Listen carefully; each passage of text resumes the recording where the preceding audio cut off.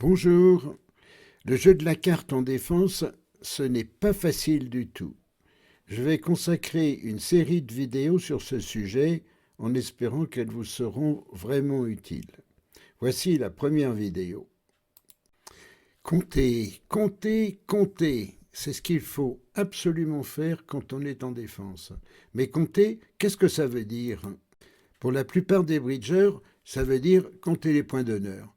Mais bien entendu, c'est la base. C'est même la première chose qu'on apprend quand on débute.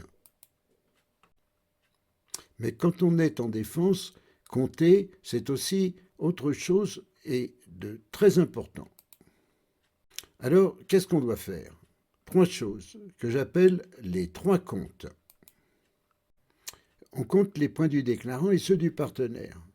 Les enchères donnent des fourchettes. Faites vos calculs en partant de la valeur haute de la fourchette. Par exemple, si l'ouvreur indique une ouverture 12-14, utilisez 14, ce qui donne une valeur minimale à la main de votre partenaire.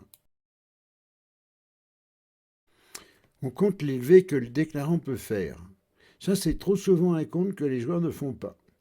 Si on estime que le déclarant a assez de levées pour réaliser son contrat, alors il faut encaisser ses propres levées le plus vite possible. On fait ce qu'on appelle une défense active. Dans le cas contraire, il faut attendre que le déclarant ouvre les couleurs de lui-même. On fait alors une défense passive. On évalue la distribution de la main du déclarant et on en déduit celle du partenaire. On commence à le faire à partir des enchères et dès les premières cartes jouées, on doit être beaucoup plus précis, voire totalement exact. Ayez toujours en tête que comprendre et imaginer, c'est avant tout compter. Voici un exemple simple d'évaluation d'une distribution. En ouest, vous avez dame 8, 6 et 5, et au mort, il y a le 7 et le 2. Le contrat est à sans atout. Vous entamez le 5 en quatrième meilleur. Et votre partenaire joue le 10 et le déclarant prend du roi. Par les enchères, vous savez que le déclarant n'a pas 5 cartes dans cette couleur. Quelles sont les cartes invisibles? Il reste l'As, le Valet, le 9, le 4 et le 3. Et vous pouvez en déduire que votre partenaire en Est n'a pas le 9, sinon il l'aurait joué au lieu du 10, qu'il n'a pas le Valet, car le déclarant a pris du roi, et qu'il n'a pas l'As, sinon il l'aurait très probablement joué. Et vous pouvez en conclure qu'au départ, le déclarant avait 7 points dans cette couleur, et qu'il lui reste l'As et le 9, avec peut-être le 4 ou le 3. Maintenant, un premier exemple complet. Sud joue 4 cœurs, et vous entamez l'As de trèfle, le 5 du mort, le 6 en Est, le 2 en Sud. Que jouez-vous ensuite? D'abord, on compte les points. Il y en a 14 au mort, on en a 7 en main. Le Sud devrait avoir 11-12 points et le partenaire 7-8 points. On évalue la distribution des mains et des levées.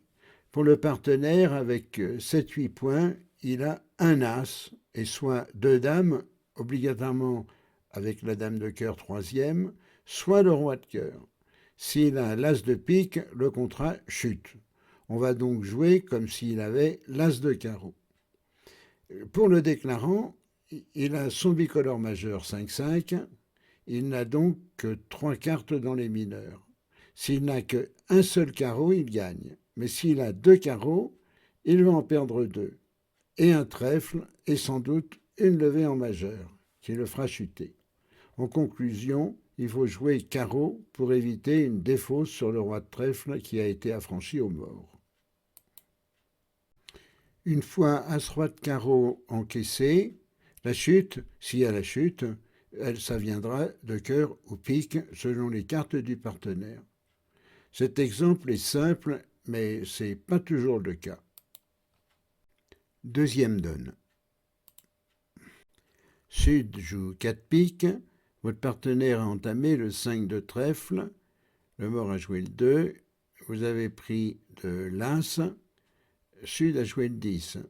Vous êtes en Est, qu'est-ce que vous jouez ensuite? On compte les points. Il y en a 12 au mort, il y en a 8 en main. Donc on pense que Sud a 15 points et que le partenaire en a 5. On compte les levées. On a 2 levées certaines avec l'as de trèfle et le roi de pique et fort probablement une coupe à trèfle en ouest. Ça après l'entame qui ressemble à un cingleton. Peut-on trouver une levée supplémentaire? Avec 5 points, le partenaire en ouest peut avoir un as. Dans ce cas, le contrat chute si ouest coupe trèfle. Si ouest, par contre, n'a pas d'as, il a sans doute un roi. Si c'est le roi de carreau, il n'y a pas urgence à faire couper car ouest a 3 piques. Quand on prendra la main au roi de pique, on pourra faire couper trèfle. Par contre, si on fait couper tout de suite, le déclarant pourra ensuite enlever les atouts et défausser ses perdantes sur les trèfles du mort sur n'importe quel retour d'ouest. Il fera au total 4 piques, 2 cœurs, 1 carreau et 4 trèfles. Conclusion, il faut jouer carreau tout de suite pour libérer le roi en ouest s'il l'a. Voilà, c'est fini pour cette vidéo. Pensez à vous abonner à mon site ou à ma chaîne YouTube pour être informé aussitôt que je publie un nouvel article ou une nouvelle vidéo. C'est gratuit et sans pub, du moins de mon fait. Allez, à bientôt.